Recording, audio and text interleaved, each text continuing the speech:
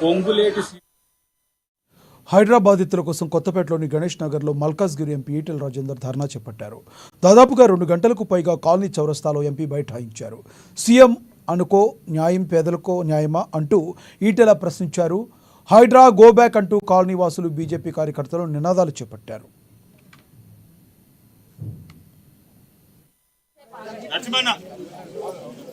ఎప్పుడు డోజర్లు వస్తాయో, ఎప్పుడు పోలీసు వాళ్ళు వస్తారో, ఎప్పుడు దౌర్జన్యం చేసి మా ఇల్లు కూడా కొడతారని చెప్పారు.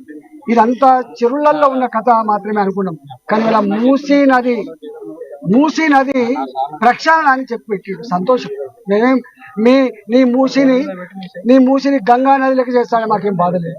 నువ్వు 1,00,000 కోట్లు 2 లక్షల కోట్లు ఎక్కడో తెచ్చి చేస్తాడే మాకు అభ్యంతరం లేదు, మాకేం అభ్యంతరం. కానీ ఇవాళ ఇక్కడ మారుతి నగర్, ఇది మారుతి నగర్, పనిగిరి, చైతన్యపూరి, ఇవాళ కొత్తపేట, ఇవన్నీ కూడా 40 ఏళ్ల క్రితం 50 ఏళ్ల క్రితం 40 ఏళ్ల క్రితం 50 ఏళ్ల క్రితం ఇక్కడ లేఅవుట్లు చేసి భూములు అమ్మితే ఈ భూములు కొనుక్కున్న వాళ్ళు, ఆనాడు ఈ భూములు కొనుక్కున్న వాళ్ళు కష్టపడి ఇల్లు కట్టుకున్నారు.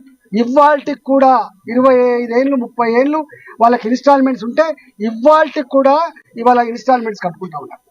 పెద్ద మనుషులు వాళ్ళు అంటున్న మాట, సార్ ఇక్కడ మేము 10 ఇళ్లల్లో పనిచేసి బతికే వాళ్ళం, మేము ఇక్కడ పోయి పనులు అమ్ముకుంటున్నాం, మేము మమ్మల్ని తీసుకుపోయి ఎక్కడేస్తారు సార్? మా బిల్డింగ్లు చూడండి, ఈ బిల్డింగ్ చూడండి, ఒక్కొక్క బిల్డింగ్ ఎలా అపార్ట్మెంట్ 50 లక్షలు పెట్టి కొనుక్కున్నాం అన్నాడు, 70 లక్షలు పెట్టి కొనుక్కున్నాం అన్నాడు, మీరు 2 కోట్లు 3 కోట్లు పెట్టి కట్టుకున్నామని వాళ్ళు ఏడుస్తూ ఉంటే వాళ్ళు అంటున్న మాట ఏంటంటే, ఇవాళ మూసీలో వాళ్ళ అధికారులు వచ్చి 100 మంది పోలీసులు, ఒకవేళ నిజంగానే ప్రభుత్వం ప్రజల పక్షాన ఉంటే, ప్రజల కోసం మేలు చేసే వాళ్ళైతే రావాలి, కూర్చోబెట్టాలి,